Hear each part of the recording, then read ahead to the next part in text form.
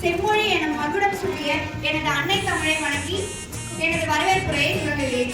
இலக்கை நோக்கி பறக்கும் பறவைகளுக்கு சிறகுகள் பலிப்பதில்லை என்றும் சிரித்த முகத்துடன் நம்மை வழிநடத்தி கொண்டிருக்கும் நம் பள்ளி தாளாளர் அவர்களை வருக வருக என வரவேற்கிறேன். வாழ்வை மாற்றும் மன்னர்கள் நம்மை உயர்ந்தால் தாழ்ந்தவன் என்ற ஏற்றத்தாழ்வுகளை அகற்றி ஒரே குடும்பமாய் நம்மை வழிநடத்தி கொண்டிருக்கும் நம் பள்ளி தலைமை ஆசிரியர்